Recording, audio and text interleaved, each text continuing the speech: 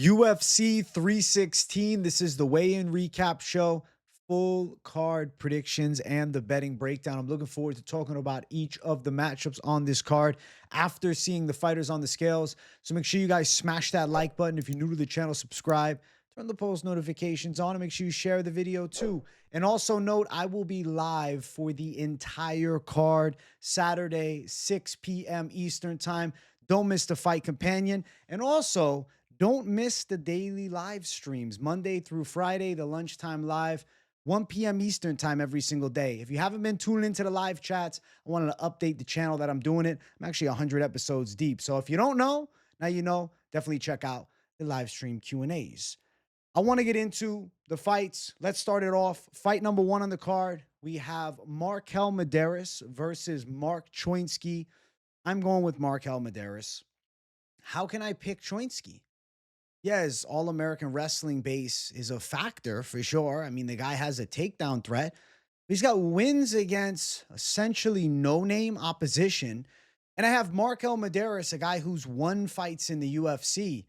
I like Mederos' striking a lot. He's got pretty clean movement, solid low kicks, honestly decent enough straight shots. And on that Contender Series fight, he got the sick KO. But, you know, since then, he's looked tactical on the feet, and he's looked pretty good with his footwork and movement.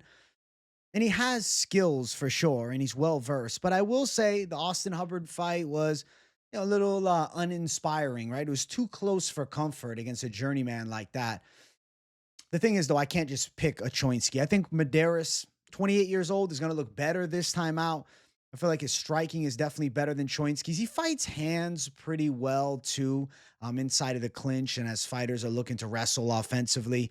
And we haven't seen Choinski fight anybody that has legitimate skill, right? Like, if you look at the opposition, I'm not just trying to rag on the dude. 8-7, John Ramirez. Guy was just a brawler. John Simon, 7-3. The guy was okay. He even landed a big takedown early against Choinski. 2-8. 3 fights ago, it's 2-8. And then 3 fights ago, it's Isa Isakov, who he knocked out viciously on Contender Series. You have to go with a more proven fighter in Markel Mederos, who's a tactical striker with skillful grappling defense for the most part against a guy that can wrestle. And yes, he's a Rufus Sport prospect. He's also the Anthony Pettis Fighting Championship champion. It doesn't seem like any inherent bias with that.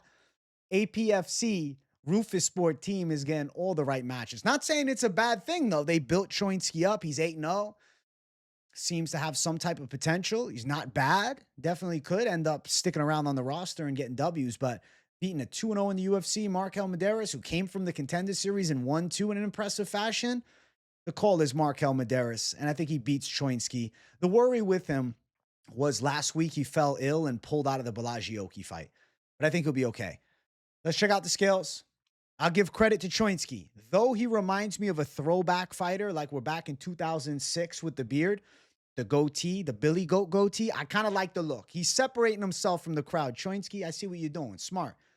In shape. Short notice fight. He was training for a fight. He's absolutely in shape. He's a hard-nosed wrestler. Opposite side, Markel Mederos. Looks solid on the scale. In shape as well. Has very much a kickboxer's build. Let's look at the face-off, though. Let me bring the face-off up. I'm like so used to just scrolling down and it being there. No, I got to get the face-off. We're going to look at a side-by-side. The first time we see Choinski at a UFC event in person, all right? Let's see how he looks here. Let's bring it up. Bam. Okay, face-off time. Face-off time as I move stuff out of the way by mistake. All right, so I think that looking at them side-by-side, I'd say relatively similar frames between the two of them. The fucking, you know, pictures relatively far out. But still, nonetheless, when you look at the side-by-side, I would say both legitimate lightweights. I don't think that Choinski is going to just dog Markel Mederos, out-muscle him, and beat his ass. That's really where I'm going with here. It's not like Markel Mederos is this, like, weak, skinny, like, only striker. He's a well-versed martial artist, and I think he's going to go out there and win. I think he lands more significant shots. I think he stops some takedowns. I wouldn't be shocked if he's taken down at some point in the fight. I think he'll find his way back up to his feet. And I think he definitely wins a lot of striking exchanges, looking substantially faster and more technically sound in the striking department. So the pick for me is the man you see right in front of us, man. We got none other than Markel Mederos getting it done. Let's check out The odds for the fight. So, betting lines for the matchup. Markel Mederos is minus 170. You can see it right there, highlighted. Around minus 170. Choinski around plus 145. The money line of Mederos is honestly not bad at less than 2-1 odds, being a UFC veteran. Supposed to fight last week, fell ill. That's kind of the big concern here. But skill-wise, he looks better. How I see this fight playing out on paper versus reality, we shall see. But in my mind, I see Mederos technical, striking, stopping, grappling attempts, having good moments, and winning. The over 1.5 feels like a lock at minus 385. Over 2.5 at minus 156. Mederos by decision plus 135. Choinski's in shape, never been beaten. I'm not going to say he gets finished. I think he puts up a decent effort, actually.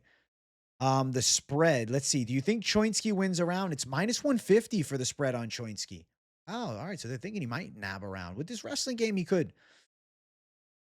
I don't know, man. Markel Mederos, not one of my more confident calls to bet on, but as far as a prediction, I see a clear pathway to victory. But with the overwhelming intangible of him pulling out of a fight that was supposed to take place last week, falling ill, then taking this matchup, I have to say, I get a little bit worried about him being at less than 100%.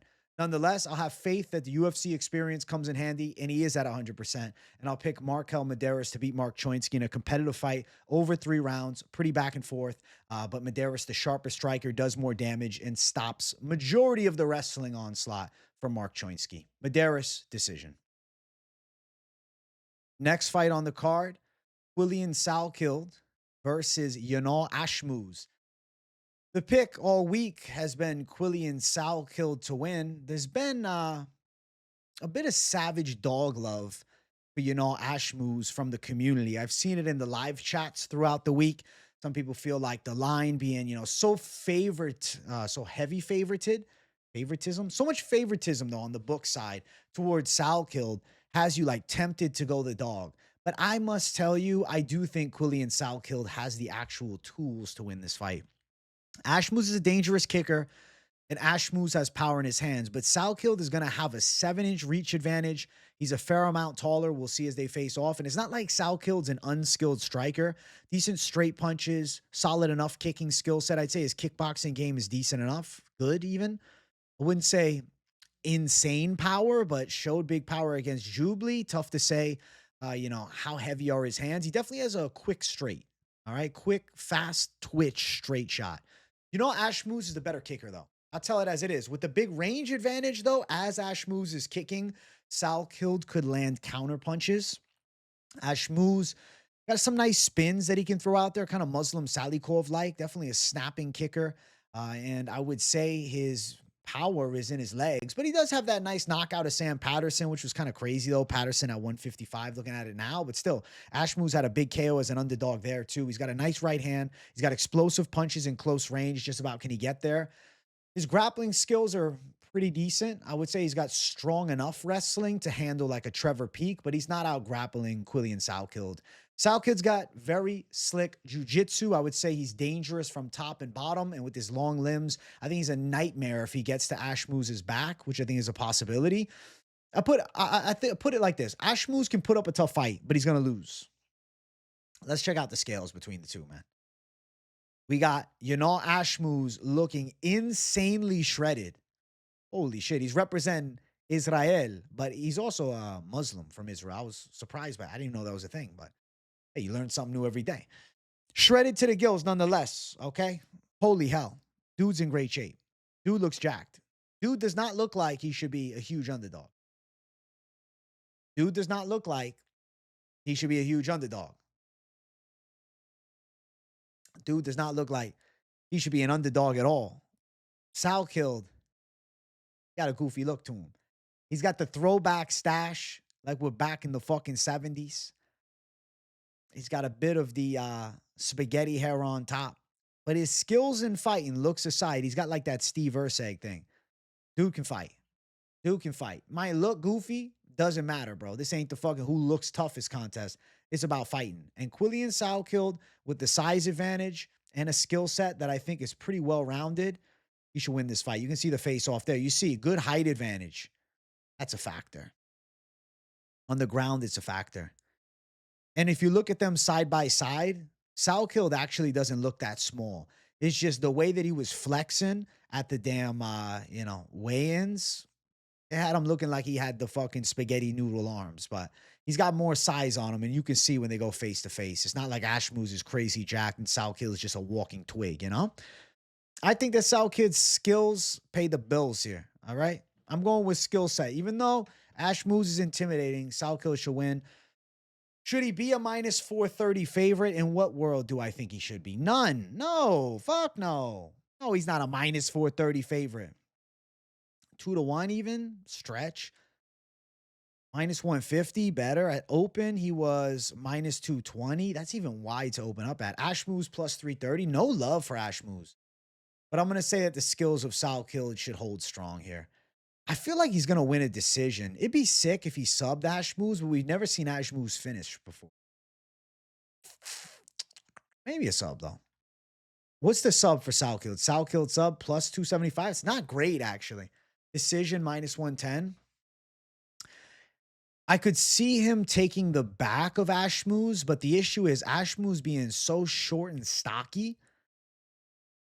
I just think it'll be difficult to lock up a sub on him. I'll look at the spread, but I'm really not interested in the spread. Ashmouz plus 135. The spread, if he makes it close. The over in significant strikes, minus 115.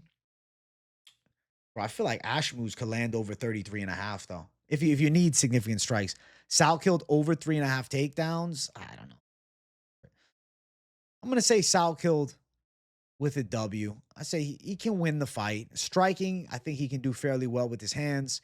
Grappling, I think he's superior. And I'll say that his frame of the, long, lanky build with the height advantage is a difference maker. I'm going Quillen Salkilld to pull through against, Ashmouz. I'll favor the decision, but sub isn't crazy here.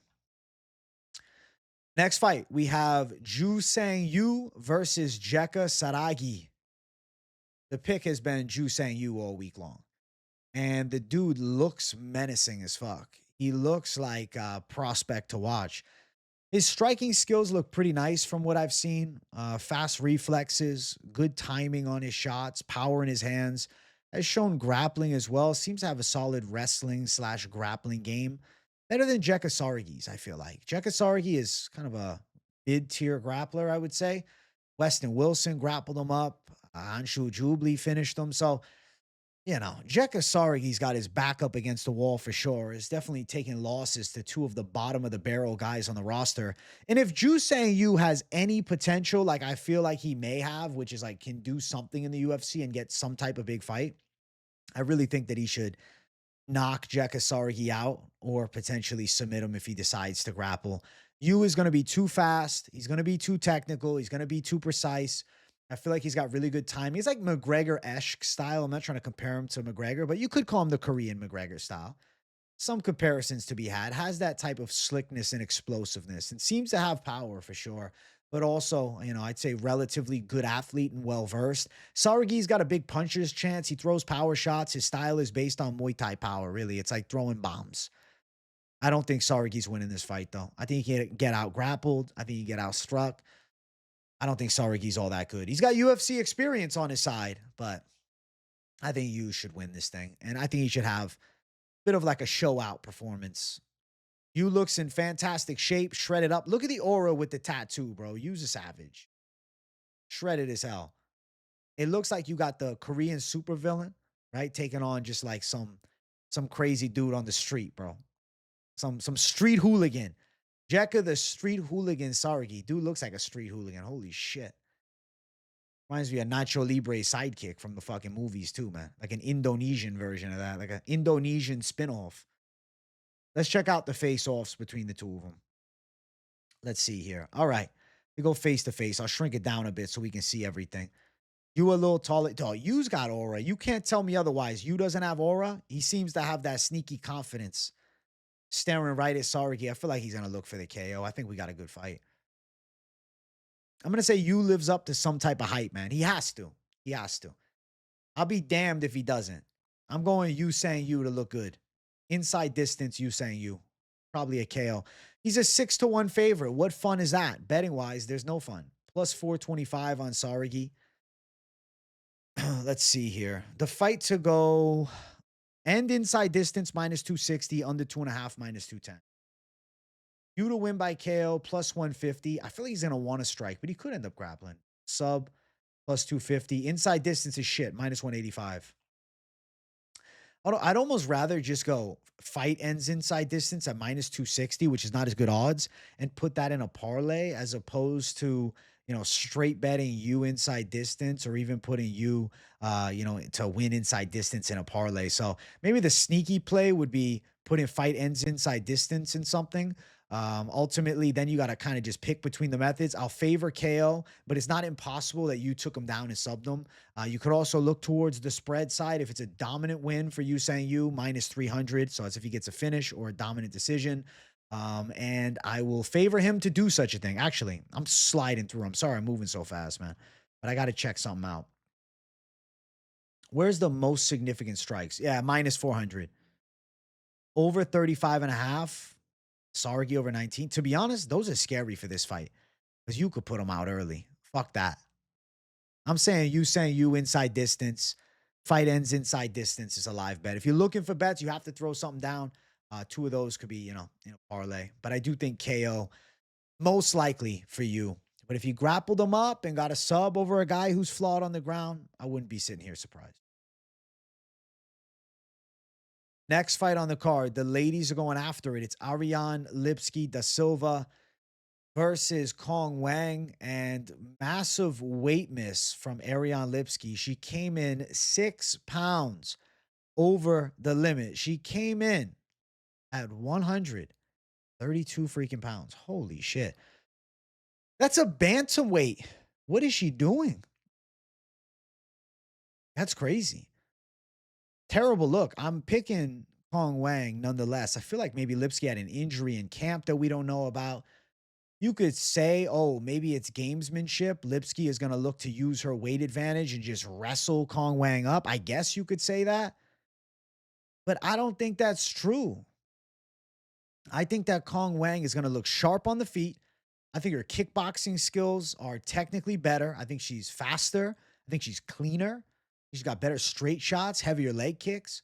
Cong Wang's the better striker, no doubt. And I'd say she's the more fast twitch fighter. Lipski's ground skills were always her worst aspect. I remember Antonina Shevchenko crucifixing her and fucking finishing her. She's gotten better on the ground, but I don't think she's now going to turn into Mrs. Grapplefuck against Cong. I'm going to say Lipski will try and engage in grappling, but seeing her overweight here, I don't know where her head's at. This isn't a good look. And I feel like she might be a head case to begin with. I'm going to say that Cong Wang does pretty well on the feet with her, touches her up with nice strikes. She might knock her out. She could knock her out. I'm favoring decision because it's not like Lipski's chinny, but I could see Wang getting the highlight reel if Lipski's out of shape and just kind of throws caution to the wind and brawls and gets in her head. With Lipski, I got to say, I'm worried about the mental state. We'll look at the official scales real quick and we'll check her out. You can first see Cong Wang looking like a crazy-ass chick per usual, jack shredded, super villain vibes for sure. He's a savage. Lipski just looks like an NPC. Like she looks out of it. She's out of it. NPC vibes from Lipski. She's not even looking fat or anything. Doesn't even look like she had a hard weight cut. It just looks like she stopped the weight cut. She's like, nah, I'm not cutting weight for this fight. Really sus. Really weird. Could be a calculated weight miss and her looking for some type of advantage. That's definitely a possibility. Let's check out the weird face-off. So they were karate, eshk, a little, I guess it's the Joker vibes that Cong Wang's got.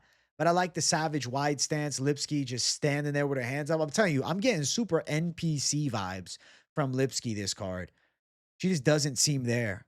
She doesn't even seem excited to be just like half smiling, like, okay, let's get this over with.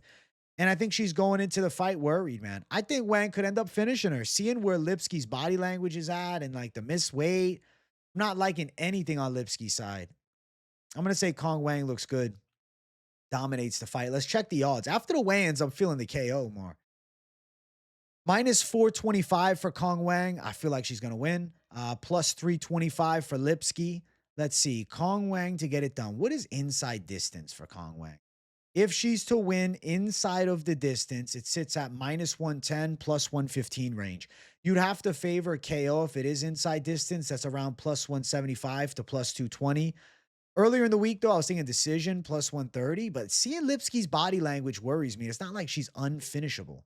We've seen Lipski finish, bro. She got, that sub loss, 4 KO losses. She's been put out, man. She's been finished on the ground a lot, to be fair, but she's been put out before.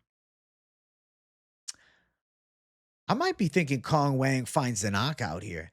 After the weigh-in, seeing the weight miss, I don't know, but you could argue, oh, but the weight miss could give her an advantage. Her chin could be better. She'll be bigger. True. Nonetheless, the pick is Wang to win. I've been saying decision all week, but just Lipski might be uninspired. So, you could consider maybe going Wang KO if you're feeling like you want plus money. But either way, of course, it's not like it's a valuable betting line, but -550, I think the favorite's going to go out and win. I think Kong Wang dominates this fight. I think she picks Lipski apart. The reason Wang lost this fight is that herky-jerky style of Hernandez from Southpaw is really tricky. Lipski, a more tactical Muay Thai striker, more traditionalist Muay Thai, and Kong Wang's used to traditionalists, man. Like a herky-jerky stylist, like a Gabriela Fernandez, finds success on a tactical maestro like Wang. Not what Lipski is. And I'm going to say that Kong Wang delivers a pretty dominant performance. I'm feeling KO post-weigh-in, but decision or KO are the most likely methods of victory, and it's the Kong Wang side getting her hand raised. Betting-wise, KO for the plus money, but I do think decision, live method, and the money line, crazy wide. Next fight on the card, we have Khaos Williams versus Andreas Gustafsson. I've been picking Andreas Gustafsson all week, and I've been pretty stoked to see him on the scale, and I'm even more excited to see him in the damn fight. Prospect, he's an old prospect at 34, but a guy to watch, okay? He's one to watch for his entertainment value. I'm picking Andreas Gustafsson against Khaos Williams here. Gustafsson is a relentless, pressure-based, dirty boxing brawler, knees to the body, punches in the clinch. He turns it into a dogfight, and he's endless pressure. Like, this is his whole game. He'll brawl in the pocket, too. Now, you could argue, well, Khaos Williams could definitely catch him with a counter shot. Khaos hits hard. True, but Khaos is not super defensively sound. Him going backwards, I don't love here. I think Gustafsson will find success forcing Williams backwards. I think Williams has more so the striking success, and he has a little bit of space, and you're kind of playing the game with him, and then you just get caught with a night shot. But it's not like he's been putting people to sleep left and right these days. I mean, to be fair, he knocked out Carlston Harris last year, but I think it's a Carlston Harris that was washed, and I predicted the KO for Khaos Williams there, and people were doubting him in that fight. Fight before, Bedoya made it super close with him, and Bedoya is kind of a dirty kickboxer, right? Different style than Gustafsson. Gustafsson's a lot more like relentless pressure and just making it a dog fight, getting in your face and like turning it into like a legitimate old school brawl, like barroom shit. I don't know how Williams fares with that style. I could see Gustafsson wilting him, big knees to the body, out muscling him, backing him up against the cage, and just kind of wearing on him against the cage with shots and slowly but surely breaking Khaos down. Khaos has been pretty durable throughout his career, though. Does have a sub loss most recently. Some guys that aren't normally finished and they get that finish loss, they fall apart. I'm hearing he's doing real estate on the side. I think Gustafsson's going to melt Khaos Williams in this fight. I'm going to pick Andreas Gustafsson to bully Khaos in a dirty fight, win a back and forth battle, and I think potentially put Khaos out, potentially finish him. Could potentially club and sub him or just bully him on the ground and then Khaos wilts. I don't know where Khaos' head is at after the loss 3 months ago, the bone film where he was choked out. I know he's athletic and explosive, but I think Khaos Williams is not super technical. Neither is Gustafsson, but I think Gustafsson's got more dog in him too. Let's check out the scales. Khaos Williams, he's looking clean. This is clean look Khaos Williams, man. The style of the, facial hair is on point. Give him respect. He's got it lined up. Gustafsson seems like a fucking madman. Gustafsson's a rare breed, bro. The guy just screams brawler. Old school pit fighter vibes. Kind of looks like Krzysztof Sosinski. You know what I'm saying? Kind of that throwback look. Let's check out the face-off between the two. You can see it's not like Gustafsson is outmatched in size. I feel like Gustafsson's going to melt Khaos. I think he's going to melt him. I like Gustafsson as an underdog a lot here, guys. I'm picking Gustafsson as the dog. I think he's a savage underdog bet for sure. If you're looking for plus money, I think he can win this fight. I think he's going to get in Khaos's face, make it ugly, make it dirty, turn it into a nasty brawl, and I think he can melt Khaos. I like the knees to the body. I like the punches in the clinch. I like the plus money line. Damn, bro. Plus 155 for Gustafsson. I think he's ready for this chance. Khaos Williams at minus 180. Going Gustafsson for the W, guys. I think Gustafsson does the thing. I think he gets the UFC debut win he's been searching for. He was supposed to fight Jeremiah Wells. Then he was supposed to fight Trevin Giles. Fight gets canceled, day before. And now this week, he's finally on big time, and he's taking on Khaos Williams. The over is minus 200. That's a scary over just because of how crazy this fight could be. Gustafsson inside distance plus 285. I do think he's live for a finish. Decision plus 455. How many decisions does Gustafsson have? Off the top of my head, I don't know. One decision. I feel like he's looking for a finish, man. Gustafsson KO plus 375. Sub is plus 900. Can you imagine? Melt some rear naked choke. When's the last time you got a sub win? It's been a minute. Shit, bro. A shoulder lock and a rear naked choke back in 2019. You got to favor the KO. I think Gustafsson inside distance, later stage finishes live too. Like Gustafsson wins round 3 plus 1,300, round 2 plus 900. If you won in round 1, that'd be kind of fucking crazy. Over significant strikes, 37.5. The scary part is either one of these guys' lights could be shut off in this fight. Both have shown good chins, though, to be fair. Gustafsson durable, Williams durable. Gustafsson for the spread plus 100. If you're going to go Gustafsson, I think you go money line. I think you go for the plus money. Maybe you go inside distance. But I think Gustafsson to turn it into a brawl and win in a dogfight is Khaos Williams' kryptonite. I think that's going to be the weakness. Is in a dogfight, in close range, turn it into a high-paced, high-pressure brawl. I think Andreas Gustafsson beats Khaos. So I'm going with him. We're going with Bane. Next fight on the card, we got heavyweights. We got Serghei Spivac versus Waldo Cortes-Acosta. I have been picking Serghei Spivac all week, but if you remember, he weighed in the 230s for his most recent fight. Lost a little too much weight, I think. Now, I was a bit concerned about, will he be at 230 again, and then he'll have a 30-pound weight disadvantage to overcome against Where's Waldo? No. Serghei Spivac is back up at polar bear weight. 251 for Spivac here. Now, Spivac is a grappling specialist. Takedown game on point. Now, traditional double legs doesn't need that. Can clinch you up, throw you, can drag you to the ground against the cage, can trip you. His overall arsenal of ways to get people to the ground is pretty diverse. And then his actual game from top position is very pressure heavy, works for arm triangles, can take your back, will take mount. He's got slick grappling skills, got an armbar from bottom off against Marcin Tybura. Serghei Spivac is not one to be fucked around with on the ground because Marcin Tybura is a legit black belt. And Spivac to sub him from bottom like that shows that Spivac's ground skills are legit as fuck. We haven't seen Waldo there in the UFC. Waldo's a boxer. He's got pretty good power. He grappled up Rebellis to Spain. Rebellis to Spain is a god-awful grappler who lost to Austin Lane the next fight after with grappling. You see what I'm saying? Waldo Cortes-Acosta has shown us nothing on the ground. Yes, he has some punching power. Yes, he can box. But can he defend takedowns from Serghei? If he's taken down, can he get back up to his feet? I think the answer might be no to both of those questions. I'm going to pick Serghei Spivac to drag this fight to the ground, and I think he's live to either smash or submit Waldo Cortes-Acosta. So ground and pound or submission would be my most likely method of victory call. Officially, I've been calling sub. There's thick boy Waldo Cortes-Acosta. Still looks like a baseball player. He looks kind of like a fucking bulldog, man. He looks bulldoggy as fuck from this angle. Looks a little chubby. Thick boy Spivac. This is better. Spivac looks huge, man. Dog, I don't think Waldo's ready for this level of grappling. I don't think Waldo's got the training partners to deal with this type of grappling. He's training with Jorgen De Castro, bro. Spivac does bad things to guys like that. Spivac, the taller guy. They got Waldo listed at 6'4", though, and Spivac 6'3". Liars. Heights are a lie for the UFC. There's the face-off between the two. Spivac looks large. I think Spivac's going to tie up with him, drag him to the ground, and choke him out. Waldo's a boxer, and he's got decent athleticism, so he's gotten away with not having to go to the ground much. But I do think that the grappling skills of Spivac, we're going to find out.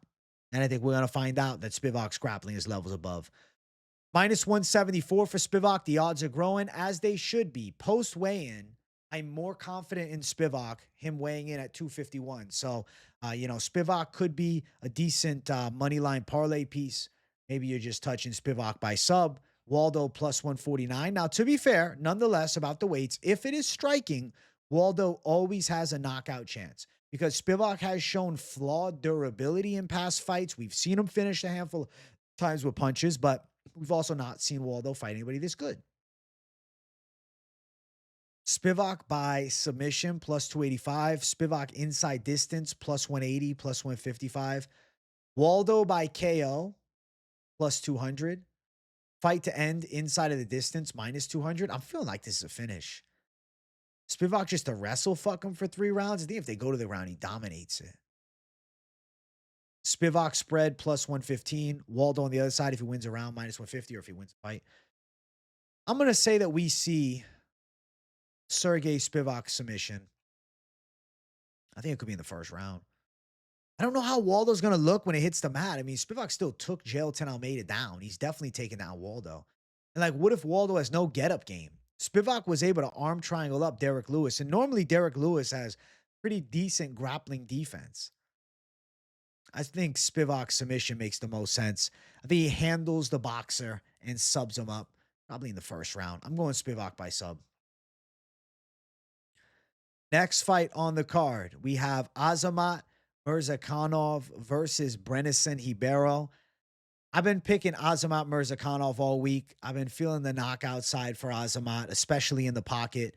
Brennison Ribeiro is relatively powerful, I would say. He's got good straight punches. I would say, somewhat thunderous straight punches. He's actually got decent kicks. His jiu-jitsu game's not bad. He's got some wrestling in the arsenal. He's also got really long arms. It's just the chin worries me. He's a little bit upright. Azamat Murzakanov is definitely more explosive, definitely faster. The pick has been Murzakanov for a reason. Even though he's given up a shitload of reach, I do think he's going to get inside on Brennison Ribeiro. And I think Azamat Murzakanov could land some shots over the top and crack Ribeiro for sure. Murzakanov's 4-0 in the UFC. Now, he is 36 years old, but we're at light heavyweight, so that's okay. Ribeiro, 28, still very young, even though he's got a shitload of fights. Alonzo Menafield knockout last time out. I think relatively impressive that he just finds the target on these people. Dustin Jacoby decision 2 years ago, to be fair, but still impressive. The Devin Clark knockout was impressive. Actually, this Chukwi fight, he was kind of losing until the 3rd round, but he landed a flying knee because Murzakanov shows one thing. He's fucking dynamic as far as striking goes. I don't love the inactivity, but Brennison Ribeiro's wins are against Dr. Ngozi, who turned out to be a complete fraud. Nice Kimura, though. And a split decision against Kyle Machado. The Bruno Lopez KO was nice, to be fair. But none of that screams running over the undefeated Russian. I'm going with the undefeated Russian. 14-0, southpaw, slick striker. Yes, he's used to giving up a ton of reach. Yeah, he's down 9.5 inches, but he's used to that. I'm going to say he rocks Brennison Ribeiro and puts him out. Knockout win. I think Murzakanov should look okay, even though he looks like a grandfather. Very strange build. Like, he's just not impressive to look at, but that doesn't matter. His skills are good. Got like that Fedor thing. He looks pretty lean here, though. You see some abs. This is Brennison Ribeiro. Listen, he's got the long, skinny look. I swear he looks Indian, though, not Brazilian. I've said this before. This should be the pride of India. Instead of Anshul Julia, it should have been Brennison Ribeiro. Let's look at the face-off. Murzakanov doesn't even look that much shorter. I think Murzakanov is going to be faster, more explosive. He'll close distance. I see him catching him with like a clubbing left hand and just fucking, I see Ribeiro going to bed. Could be a right hook in the pocket. Murzakanov by knockout. I think Brennison Ribeiro's getting shown levels, man. He's a decent scrapper for the back end of light heavyweight, but Murzakanov's legit top 15. 6-1 odds. Murzakanov's a huge favorite. Plus 425 for Ribeiro as a dog. I think Murzakanov wins by knockout. I think this fight goes under 2.5. It's minus 485. Under 1.5 is minus 145. Ribeiro's best bet is to wrestle early, to be honest. Wrestle early, hope Murzakanov gasses, and then submit him. Ribeiro by sub plus 1,000. That's the Ribeiro path to victory. Murzakanov KO minus 300. You see there's nothing you can do here? Or I'll fucking just stay away. Murzakanov minus 450 for the spread. If you want to just play the Ribeiro spread, you think he makes it close, plus 300? But I don't even think he survived. Ribeiro over half a takedown, plus 330. I could see Ribeiro landing a takedown weirdly if he like came out with the perfect game plan. Over 6.5 significant strikes. Shit, it could end early. I don't even think it's worth it. Murzakanov KO is most likely. The odds are terrible. I think Murzakanov does win, but you know, Brennison Ribeiro is still a big body. He has decent game plan. Like if he can clinch up with Murzakanov, but Murzakanov's wrestling defense is solid. But if he could drag him to the ground, make it not necessarily super close, but survive round one. Murzakanov does fatigue a bit come late round 2 into round 3. Ribeiro could be live for a later stage finish, like a 3rd round finish or something. Actually, let me see. I'm still confident in Murzakanov, but just a thought I have when I think of Murzakanov's last, few fights, and my one flaw I've kind of always had with him is he's really impressive early, but I will say he definitely slows down. Ribeiro round 3 plus 2,000. You got a sub or a knockout in round 3, that'd go fucking crazy.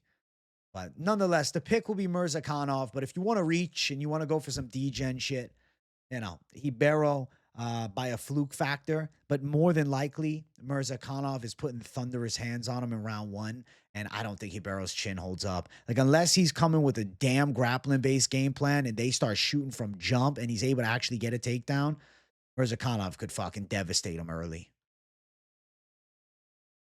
Next fight is our featured prelim of the night. We got Bruno Silva versus Joshua Van. Good flyweight fight. I've been picking Joshua Van all week long. Listen, guys, I love me some Joshua Van, okay? He's got good multi-shot combinations. He rips good power strikes.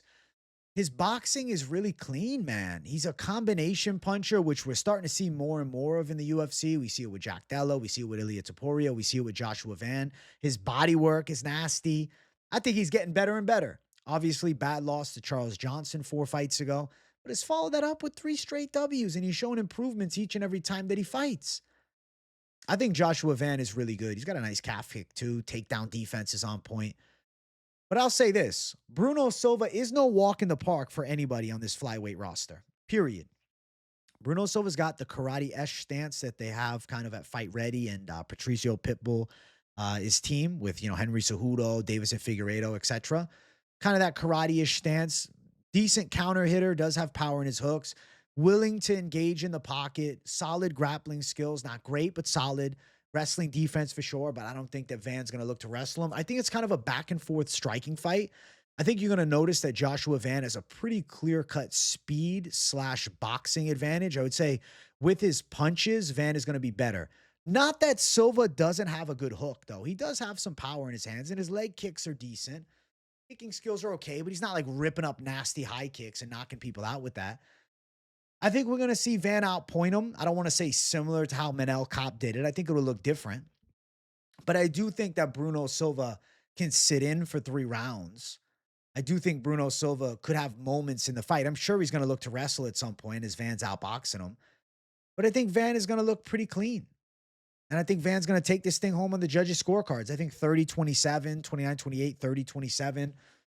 I think he gets a clear-cut decision win against Bruno Silva. But what I'm saying is, I don't think Bruno is a complete scrub. I think he can put up a bit of a fight, but we'll still lose.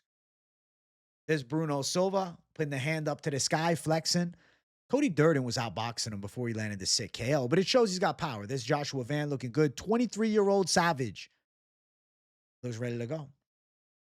The 23-year-old Savage looks ready to go. Let's check out the face-off between the two. Now, big Brazilian flag covering the frame, but it doesn't matter. We can just feel the energy of the face-to-face. Van looks calm, cool, collected, and confident. Bruno Silva looks like he's got something to prove. I think Van's going to be too good. Bruno's, he's not old at 35. I don't think he's past his prime even.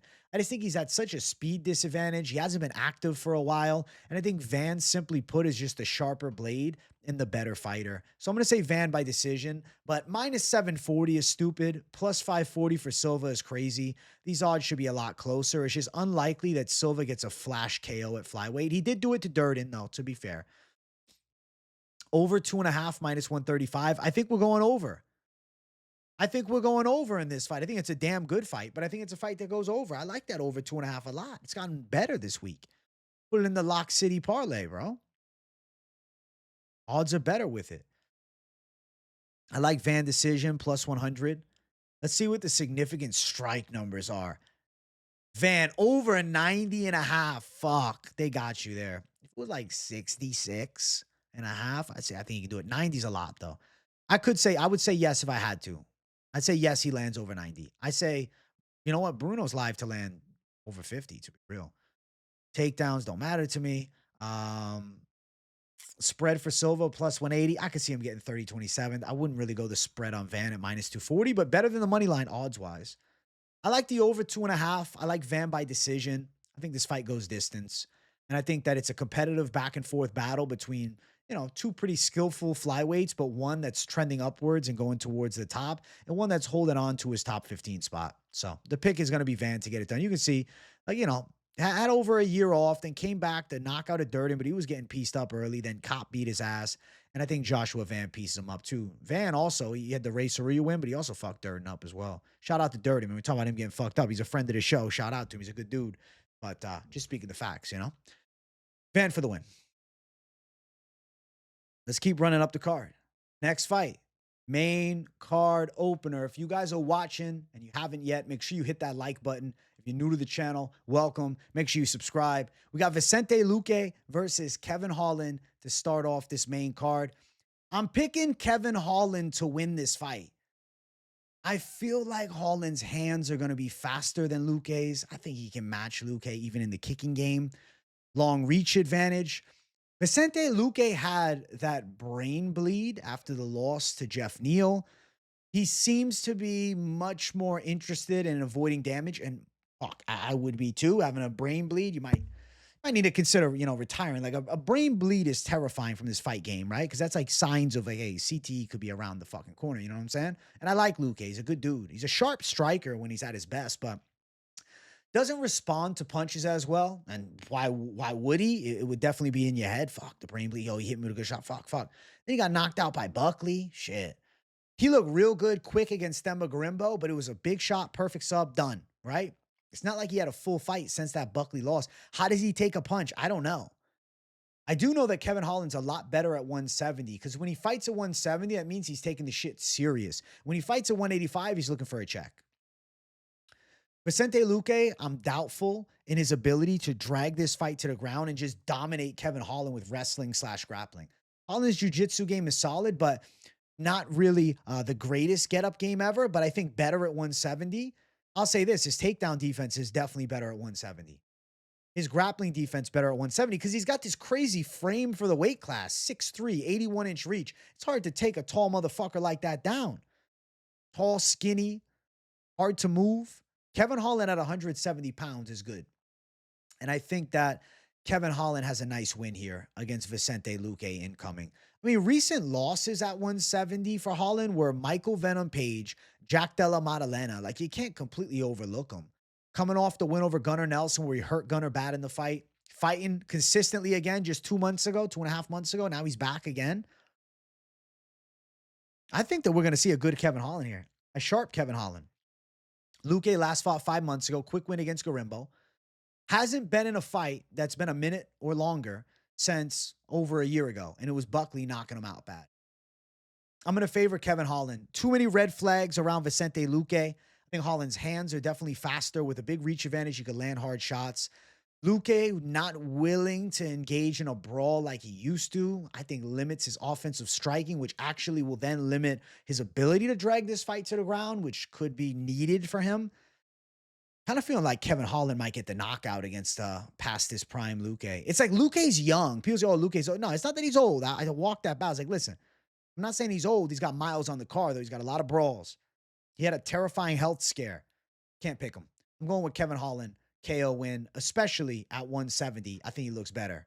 Joshua Van, bro, highlight of the night. Didn't even mean to click that. Let's scroll down. Let's scroll down. There's Kevin Holland. Looking like Kevin Holland does on the scale. It's Kevin Holland, bro. He's got beef with Bilal this week and shit. He's always staying in headlines. Vicente Luque looks like he's taking it serious, but yo, I can see the wear and tear on Luque. I remember the young Luque on The Ultimate Fighter. I think he's past it, man. I do. I really think he's past it. Kevin Holland, real calm, cool, and collected. Luque with an intense glare. There's the face-off between the two. Dude, something tells me Luque's past his prime. I'm looking at him right now, dead in his face. He looks like an older Luque. It's like you can see that he's weathered. Look closely. Think about the young Luque and look at that. I think this guy's getting knocked out by Kevin Holland, man. I think Vicente Luque's getting chinned, bro. I think Kevin Holland's going to go out there with a quick hand speed advantage. I'm not saying necessarily a quick KO, but with quick hands, knockout power, boxing ability, I think we see Kevin Holland get it done, man. Yeah, I don't see it. I don't see Luque. I see Holland. Looks in good shape, too, in the face-off. Yeah, we're going Holland. Confident Holland gets it done more so post-weigh-in, which is strange because the odds have gotten closer. Kevin Holland is now a minus 200 favorite when earlier on in the week, he was a much larger favorite. He was up to like minus 280 and shit. Luque plus 170. I think Holland wins. I think Holland wins, man. I get it, though. Scary to bet on Holland. Over 1.5 is very live at minus 200. Holland to win by KO plus 140 is just not exciting enough of a line for me to say, fuck yeah. If it was plus 300, I'd be like, bro, Holland can get the KO at plus 300. What's Holland KO round 2? Plus 600? Yeah. Plus 900 for round 3? Yeah. I don't really like spreads or anything like that, but in this fight, I like it for some others, but Holland over 45.5. If it ends early, it could be less than that. Luque over half a takedown, minus 115. If you think he's going to wrestle and he's successful, minus 115's in your face right there. Nothing catching my eye here. Listen, I think that Kevin Holland gets a knockout at some point of a past his prime Vicente Luque. That's the truth of it all. It's a past his prime Luque. Even though he's not old, he's got miles on the car. He had a serious health scare. And I do not feel confident in his ability to respond to big head strikes. I think he's going to wilt when he gets cracked. And I think Kevin Holland knocks Vicente Luque out. Next fight on the card, we have Mario Bautista versus Patchy Mix. I love this fight. I've been picking Patchy Mix to win all week. Listen, I've been representing, with Bellator here. Now, at the end of the day, it's not just some typical Bellator fighter, right? It's not some no-name guy. Patchy Mix was their sitting bantamweight champion before the league was essentially absolved and deleted by the PFL. Patchy Mix is very skillful. He's well-versed, but overall, you would say his strength is wrestling / grappling, but he's not a traditional wrestler / grappler. He has Aljamain Sterling style grappling, if you want like a comparison, like a visual comparison. He's got good use of all limbs in the grappling, good back takes, good body triangle, long legs, nasty gillies, very good front headlock position. And he also has, I'd say, relatively good boxing, not like a slick boxer, but effective boxing. And I think he's definitely got an advantage here over Mario Bautista on the ground. Bautista is a high output striker, does have, a strong wrestling game as well. Not elite level offensive wrestling, but like hard nosed, tough, gritty Mexican wrestling in your face style. Mario Bautista is not an easy debut for anybody. And I'm not suggesting that Patchy Mix takes him down and subs him in round 1. But if there's any mistakes in the grappling, I could see Mix taking the back of Mario Bautista, locking in a body triangle, controlling that back position. Bautista, a hard one to get the sub on, though. Official prediction, I've been calling that Patchy Mix is going to go out there and take this thing on the scorecards. I think he outworks Mario Bautista. I do think he wins key grappling exchanges between the two of them. I think he ends up in a dominant position at some point. do think Batista's defense is really nice. The way that Patchy would catch a Mario Bautista would be if there's like a scramble into a guillotine for Patchy Mix or a scramble into a back take for Patchy. I do think Patchy's going to look to shoot. I expect Mario Bautista's takedown defense to hold up a bit because it's not like he's getting bullied left and right. It's just I'm not feeling Mario Bautista as the guy to beat Patchy. I don't think he has the punching power. I don't think he has the strike speed. I don't think he has dynamic enough of a game. He's a very Renaissance style fighter. What do I mean by that? He's like a very well-rounded, like, he's well-versed in all areas. He's kind of a generalist. He does it all pretty well. Very high output guy, good chin. Mario Bautista is in great shape too, but I think Patchy Mix is just the more skillful fighter. I think he's definitely the better grappler, and I think that's going to show itself. And I'd say he's a better wrestler. Let's look at the scales. Patchy Mix, first ever UFC weigh-in. Looking like Patchy Mix normally does. Looks pretty good. Trains with Marab on occasion, maybe even high occasion. Been highly regarded for years in Bellator, and his grappling skills are super legit. There's Mario Bautista. He was like smirking at the scale because if you notice, like, it said 135 for Bautista, and he like made it look like in the back he was 136. And he's like, oh, they shredded a pound on this scale. They want everybody to make weight this card. Good on the UFC. That's like a throwback thing used to do. Bending the rules a bit. We're bringing ourselves back to the UFC prime. I can feel it just by them finagling the scales a little. Thank you, UFC, for that. Thank you for showing that you, are still the UFC we know and love. Let's look at the face-off between the two. The first ever Patchy Mix on stage face-off ceremonial weigh-in moment. He looks intense as fuck. Patchy Mix has got that mean demeanor, man. I got Patchy Mix to win this fight. It's really a matter of how. To me, not really if. I do think he's better than Mario Bautista for sure. I think he's live for that sub, but decision is going to be my official pick. We'll look at the odds.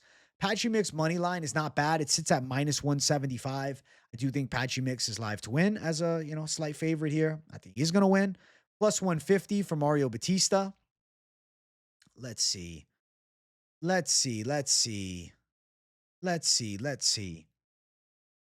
Over 2.5, -165. With Mix's sub threat, that becomes a bit scary. I wouldn't really want to rely on that. I'd rather just go Mix down the center. Then let's roll down a little more. Let's see. Let's see as we scroll. Does anything catch the eye here? Mix by sub. What is it? +200, +285 range for Mix by sub. Mix by a decision sits +160, +180 range. I do think Mix is winning, and I think it's a clean win. I know some have said they like the spread on this fight. Let's scroll down to the damn spread. Let me scroll faster here. Mix spread to dominate +120. If you think Bautista makes it close, it's -155. Nonetheless, I think Patchy Mix is going to win. I think the money line could be a piece in a two-leg parlay, something of that matter.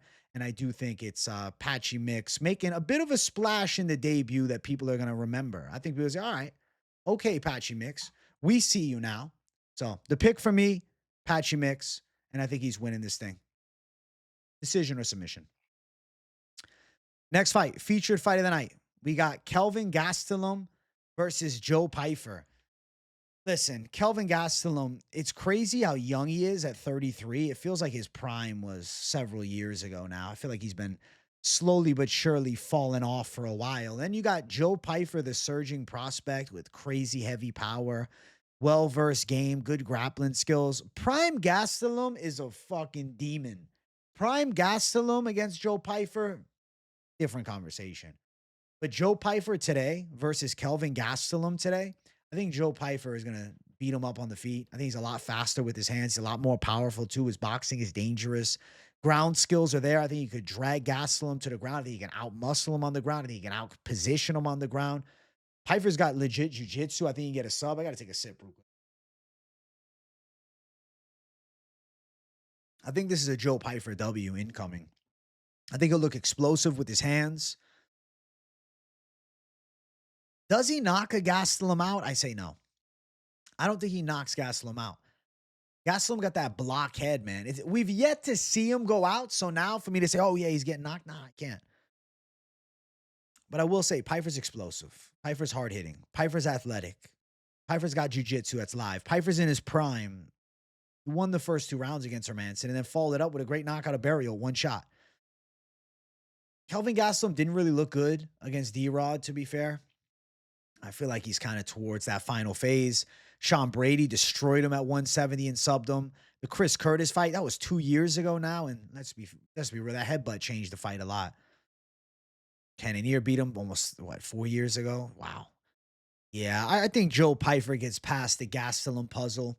I think he's live for a decision, but the big size advantage, there's a feeling inside that's maybe Pyfer rocking him with the big shot. Maybe Pyfer dragging him down, looking for a sub, but I don't know, man. I think Pyfer might beat him up, but just not be able to finish him because Gastelum's got lore on his toughness for sure.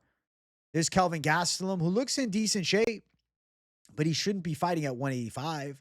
He probably should never have been. He could have been like a legit top contender at 170 because he was damn good at 85. But he's past his best days. There's Joe Pyfer, looking pretty shredded, pretty jacked, pretty ready to go. And let's check out the face-off between the two.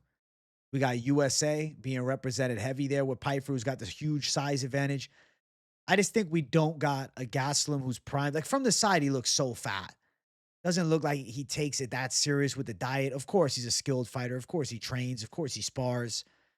But I have to favor the up-and-coming prospect that's, kind of been talked about for how long. But we've been thinking, oh, Joe Pyfer's going to break into the top. Then the Hermanson loss and already knocks out Barrow. Now you give him a washed Kelvin Gastelum. I think Pyfer wins by decision. But I don't think it's a complete walk in the park. I could see Gastelum landing some shots. I could see Gastelum sitting in the pocket and trying to throw hard, but just getting outmatched and, explosiveness and hand speed. Plus 310 for Gastelum, minus 410 for Joe Pyfer. The pick is Joe Pyfer to win. It's been Joe Pyfer to win even when they were in Mexico City. I feel like in Mexico City, I have more oomph for Gastelum versus, fighting at elevation or not at elevation, I should say.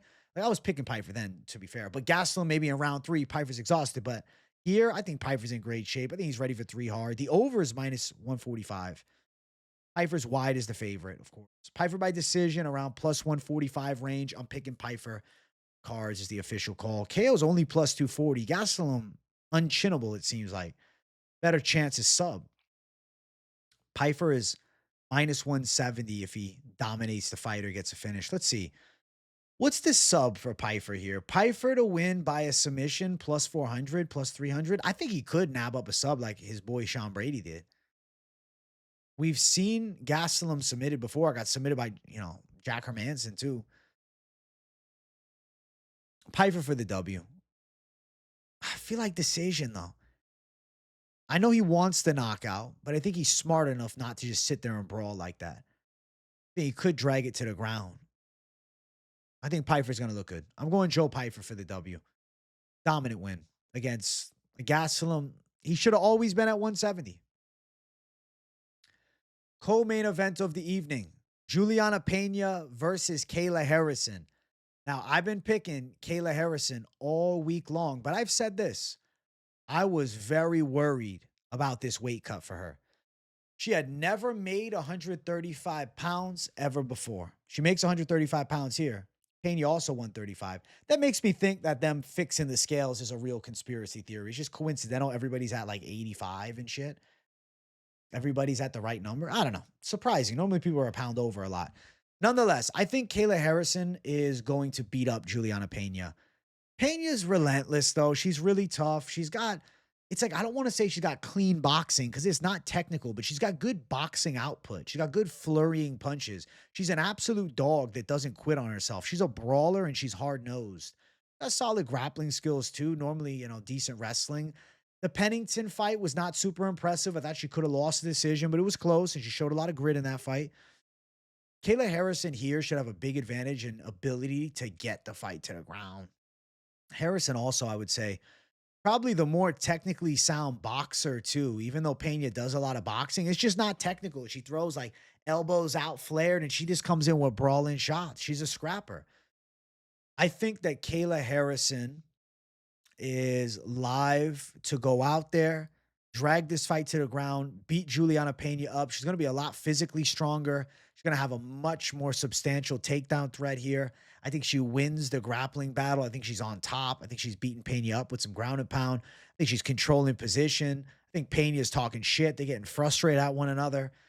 How does it end, though?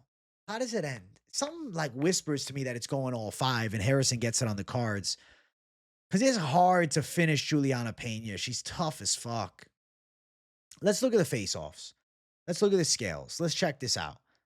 Kayla Harrison at 135 on weight. Actually looking really good. She shrunk down a lot, though.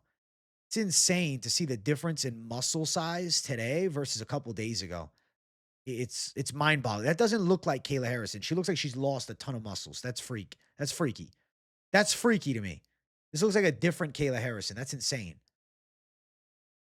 It's freaking me out. Like, that's not the Kayla Harrison that we know. What the fuck? She still looks really great and fit. She looks awesome, but she looks like totally different. So much more feminine, I'd say. No, she's like jacked, looking intense as fuck. Like, she looks, fit. She looks good. Looks great. Best look for her. Outside the cage, at least. She looks ready to go, though. There's Julianna Pena. I think Pena looks pretty damn good, too. Good shape, intense glare, man. Pena's got that intensity to her. She looks shredded up. She looks dialed in and ready to fucking bang. Respect to Julianna Pena. She's a mother, too. Gave birth, too. And now she's back fighting at the top. I mean, you got to respect the fuck out of it. Intense face-off. I will say, Harrison looks a bit more filled out come face-offs. This is a good fight. It's a good fight. This is a good fight. It's the best women's fight we can get right now, I feel like. There's, or maybe, Weili Zhang versus Valentino, but this fight is good on this card. It carries for sure. It's a powerful damn co-main event. I'm going to say Kayla Harrison outworks her to a decision, but Julianna Pena doesn't wilt, doesn't give up on herself, and she may even have moments come round number 5. See how Kayla Harrison's weight cut all the way down to 135 treats her in the championship rounds. That would be Pena's best chance to win this fight in the later stages. I think it's competitive. I think it's back and forth. But I think that Harrison is clearly the better grappler, clearly the better judoka, but better, wrestler, not traditional wrestling, but dragging the fight to the ground, Kayla's better at it. I think Kayla controls position. I think Kayla has some good success from top. Does she finish her with ground and pound? Maybe, but Pena looks driven. She's in shape. I feel like Pena can survive the barrage and then, come out on top in later rounds and have moments in the fight. I could see her landing some big straights to Kayla on the feet and like the concept, oh shit, Pena's back in the fight. This could really turn into a hell of a dog fight come late. The odds are crazy wide towards Harrison, which I do think she wins the fight. But, 3-1 favorite is better. 6-1 is stupid. 3-1 makes a lot more sense. Pena plus 425 as an underdog. Crazy wide odds for Kayla. My God. Makes it seem like it's not even a fight. But no, it's a fucking fight. The under is minus 200. I could see it going all rounds. Over 2.5, minus 155, I can see. Even though Kayla Harrison destroyed Holly Holm and finished her, it's like, it's an unmotivated Holly. Granted, still Holly Holm, but not a peak Holly Holm. Julianna Pena is much closer to her prime. Coming off a championship win. Harrison by decision, 2-1. Okay. Harrison by KO, TKO, plus 275. If she lands some thunderous ground and pound, I lean decision. I'm leaning Harrison getting it done, though. I really feel like she wins, Obviously, that's the pick, but maybe decision. Is it a victory? I lean decision. Fuck. Harrison, more significant strikes, 6-1, yes. Pena over 29.5 significant strikes at minus 115. If she doesn't get taken down and bullied early, this definitely will hit. Harrison over 54.5. If the fight goes later, I think that's live to hit too. I feel like she could land 30 punches with ground and pound in a fucking round or less. Over 3.5 takedowns, risky. Could hit, could not. The spread on Pena plus 250. Can she make it close? She makes it close. Harrison to dominate minus 350. I think Kayla Harrison's winning. I'm feeling like 49-46 across the board.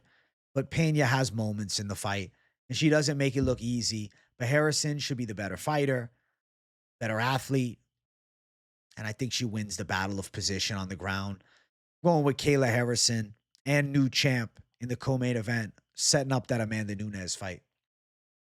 Next fight, main event of the evening. If you guys haven't yet, make sure you smash that like button. And if you're new to the channel, make sure you subscribe it up. We got Merab Dvalishvili versus Sugar Sean O'Malley. I've been picking Sean O'Malley all week. And you know, I felt a lot crazier on Sunday than I did across the week with the pick, because there seems to be a strong percentage of our community that is on the same side. I think the Sugar Show definitely is a 2.0. 30-year-old Sean O'Malley just had a son 10 days ago or so. Merab's a tank. He's the machine for a reason. He's got relentless wrestling pressure. Normally, his striking offense is relatively effective because of his elite caliber ability at dragging fights to the ground and his insane gas tank. But O'Malley, something's telling me he's going to hold ground a lot better in this fight. He's going to sit on his shots a lot more and a lot earlier. We saw big moments come round number 5 for O'Malley with the teeps to the body. If he can get effective body work going early, that could change the entire direction of this fight. I think O'Malley could land knees up the center, threaten Merab with big straight shots. I think O'Malley's timing is still really, really good. And I think that's a factor with Merab, who's going to be looking to drag it to the ground. If O'Malley's footwork is on point, if his angle cutting is on point, if his takedown defense is on point for the most part, and if his get-up game is definitely improved, which I think it is, that's a key factor. O'Malley needs to be able to scramble. O'Malley needs to be able to get back up to his feet. If he's just controlled as soon as Merab gets a hold of him, he's probably going to get controlled for a substantial portion of the fight. But I expect O'Malley to be able to fight out of position substantially better than last time. I know for a fact the team has been doing a ton of research on what went wrong first fight. Of course, the torn labrum in his hip. That's a factor. And you could say, oh, bullshit excuses. He's saying it's 100% now. That could be game-changing. Looks like he put on some muscle, said he's been hitting the weights a bit. Weights plus grappling equals the unreal strength that you're looking for, not just weights alone. You understand? And I think that Sean O'Malley's going to look fast. I think Sean O'Malley's going to look sharp. I think he's going to look clean on the feet. I think he's going to pressure Merab a lot more in this fight and not allow Merab to just bully him. The way Merab is able to beat everybody is he bullies everybody. He bullies everyone. Someone needs to stand their ground and back Merab up and be the bully to him. The bully does not like getting bullied. And I'm telling you, if O'Malley can have some offense going on the feet, if he can force Merab on the back foot even a bit, he could have great striking moments. I can see him rocking Merab. I can see him busting Merab's nose up. I can see him hurting Merab to the body. He can knee him in the face. If O'Malley's takedown defense is even, just 25% better, and his willingness to strike and his get-up game is like 50% better, this is going to be a crazy-ass fight, and this is a fight O'Malley can win. I think he can do more damage and steal rounds, even if Merab has some wrestling success. Merab's team, I think they were talking about wrestling more in this fight, which I think that could be a mistake. I think do what you did last time, try and strike with O'Malley and then engage in the wrestling. And we saw O'Malley so worried about the wrestling, he was as uncharacteristically gun-shy in striking as I have ever seen in my life. That's not the O'Malley that we know and love. That's not the Sugar Show. I think Sean O'Malley without the hair all colored up too is kind of a next chapter of his career. Like he's taking the fight game more serious than ever. And a guy with crazy potential and timing like he has, I can see him regaining the belt. And I can see Sean O'Malley looking really special in this fight and kind of turning the fan narrative of him being overrated to, oh shit, he really was that good. And I think he's definitely going to find out. Like, does he got the dog in him? I'm going to say yes, O'Malley does have the dog in him. I know people are doubting it. I've had people say, oh, well, O'Malley, he just likes beating people up. He likes having big advantages in those showcase fights. When it's a dog fight, he doesn't like it. Bro, was he not in a tit-for-tat scrap with Petr Yan banging? O'Malley's going to come out looking better than we've ever seen. 30-year-old O'Malley, this is man strength O'Malley. Get-up game's better. Wrestling game's more on point. Willingness to engage in striking and, actually throw strikes and let the hands and kicks fly. With the punches and the damn kicks out a lot more than last time. Holy shit. That's what we're going to see. I can feel it with O'Malley. He's going to come out more active, more willing to strike, less fearful. Less fearful of the takedown and less fearful of being on his back. And I think Sean O'Malley does more damage. I think it could go 5 hard. Merab's in crazy condition. I can see O'Malley rocking him and dropping him like we've seen like Gamrot rock and drop, and then Merab recovers. But O'Malley with the bigger moments in the fight, taking this thing on the cards in a back and forth battle, definitely a possibility.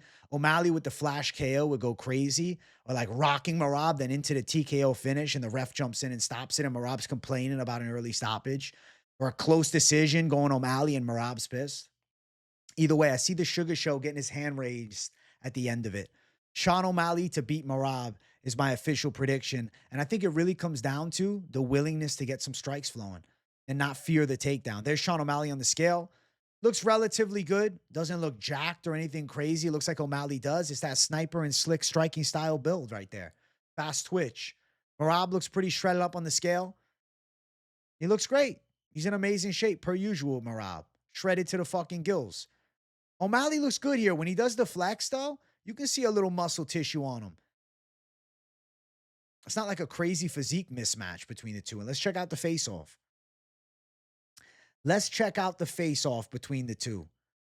Sean O'Malley had a fucking intense look in his eye. A different O'Malley with the stare down. Merab's definitely still got his aura. Don't get it twisted. But I think this is a better O'Malley coming out knowing that, like, this is it. If he really is living up to all the hype that's always been there, the superstar O'Malley, the face of the UFC, you know? I don't want to say the next McGregor because that's not it, but Sean O'Malley's definitely got that thing. Like when people talk about the fight game and they ask you questions, when he's amongst the elites, when he's in the mix, when he had the belt, everybody's asking about O'Malley. And I think Sean O'Malley, more focused on being Sean the fighter rather than Sugar Show now, it's going to be game-changing. Without the dyed hair, he doesn't need it anymore. I think Sean O'Malley pulls through against the fucking machine. And I think in a hard fight, he finds a way to win. I'm going to go with Sean O'Malley looking slick, fast, precise, and on point. Now, Merab is 3-1 as a large favorite. O'Malley plus 250. I don't agree with the odds. I think they should be a lot closer. I think the Sugar Show is absolutely in the fight. The last fight, yes, it was a clear win for Merab, but it's not like O'Malley didn't have any moments. And now I'm expecting the best version of O'Malley we've ever seen to just go out and get ran over by Merab. At the very least, he's making it a dogfight. At the very least, he's making it a damn fight. What's the spread on O'Malley?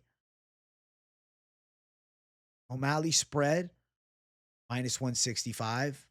Should be within the points margin. I think close. But I think O'Malley's going to take it. I think O'Malley's going to do more damage and take it on the cards. O'Malley by KO plus 450. The money line is way better. We're getting into D-Gen shit now. O'Malley by submission locks up a fucking Darce. Plus 2,500 for the crazy submission shock. Decision around plus 475 to plus 600 is not crazy at all. Let's see what else with O'Malley down here. Let's see the significant strike numbers. O'Malley over 62.5 significant, minus 115. I think that's live. I think that's very live for sure. Merab 82. I say O'Malley goes over this number. I say yes. Dvalishvili over 5.5 takedowns. I don't know. Can you imagine O'Malley blast takedown plus 600? Not worth it. O'Malley most significant strikes landed plus 275. I think that's live to hit too. But the Sugar Show straight money line is damn wide.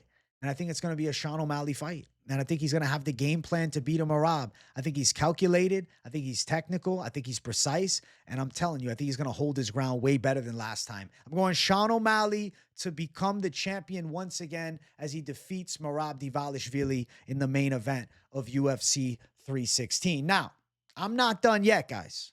We got to talk about the parlays. We're going to glance over what was. So, obviously, if you watch Wednesday's show, you know this list is here.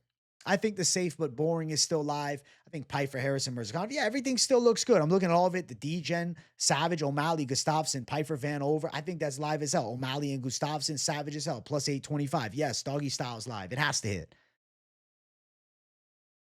I want to give you guys a little post-weigh-in thoughts, though. Like, those parlays are looking nice still from Wednesday's show.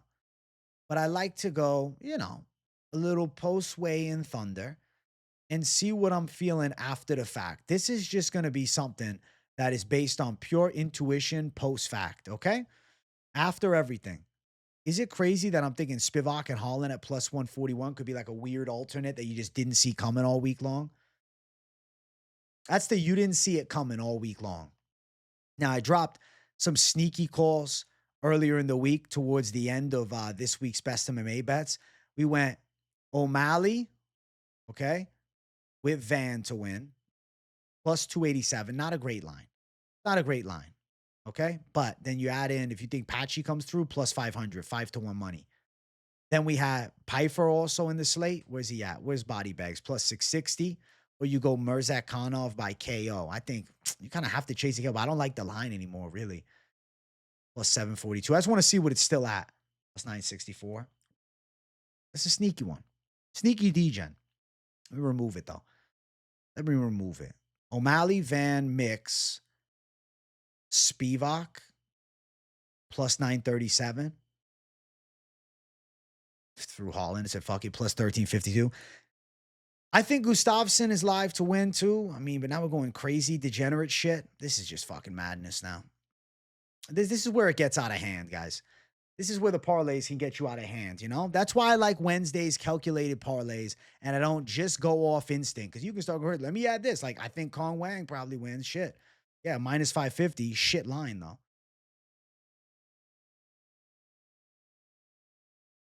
Wang. Let's go. Fuck it. Wang, Spivac. I'm doing one for fun. I have to. Spivac inside distance. Wang, Spivac inside distance. If